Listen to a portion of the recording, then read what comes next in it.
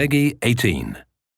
The saga experience that takes place in the Pacific Northwest is only one part of this experience. The other side is us returning to play as Alan Wake and revisiting a location not only from his past, but also from Remedy's past.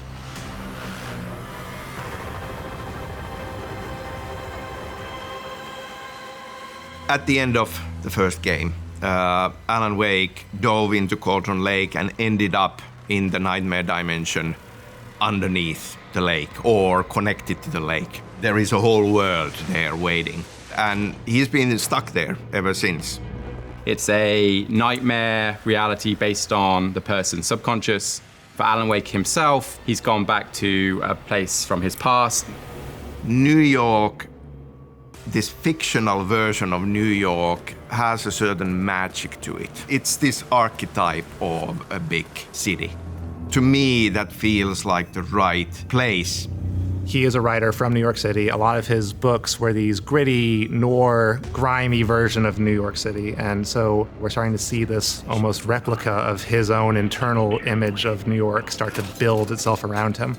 There's a lot of history that's happened there from a narrative experience related to his wife, Alice. There will be characters that turn up in New York that kind of are connected to some of those books that he wrote as well. The New York we refer to is an echo of the hard-boiled crime noir city present in the Alex Casey book, which is the novel written by Alan Wake. Another place to use in the story.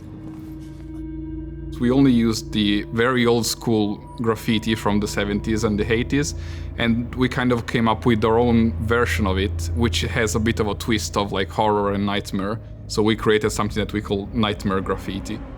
If you pay attention to details, even the smallest sign has something to say to you. And we want to create the feeling that the dark place is talking to Alan and the player. It's sort of a surreal, ever-changing, ever-modulating dreamscape. We want to make the player feel uneasy at all times. He has learned a lot. So we come back to him, and in some ways, he is the master of the supernatural now. Is he better off because of that? No, quite the contrary. And that to me also is a big part of the horror of it. Like he's really, really lost and really, really struggling.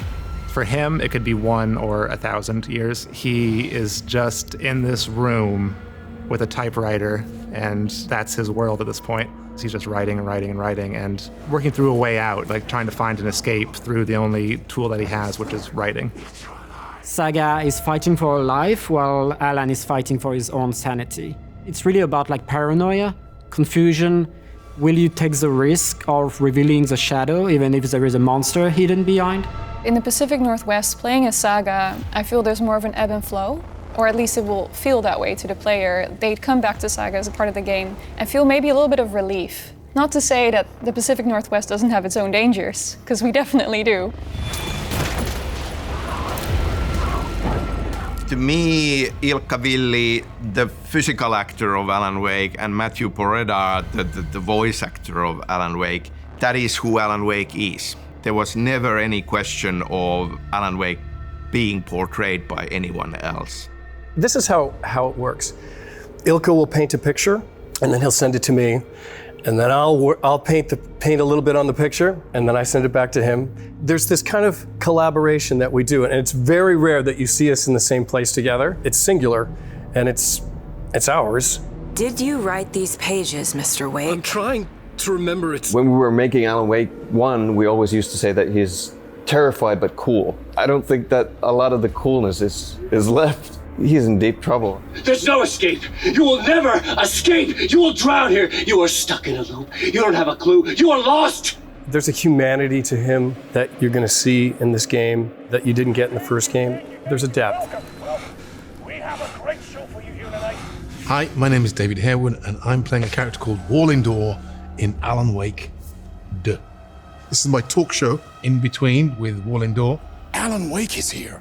Alan Wake, one of my all-time favorite writers and guests on the show. He seems fairly affable and friendly and fun.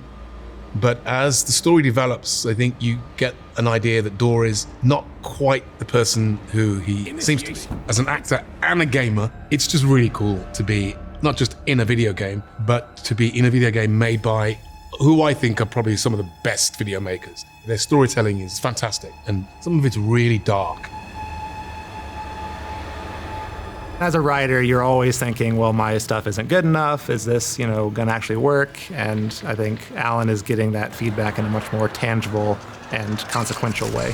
It's interesting taking your own profession and applying it as a threat to a character. I know you from somewhere. You've just forgotten again. We're in it together. Don't worry. We have been working hard to make sure that Alan Wake 2 is a very satisfying continuation to Alan Wake's journey. It is not the story that you would expect, but in my opinion, it is the better for it, and you will be surprised, and I hope pleasantly.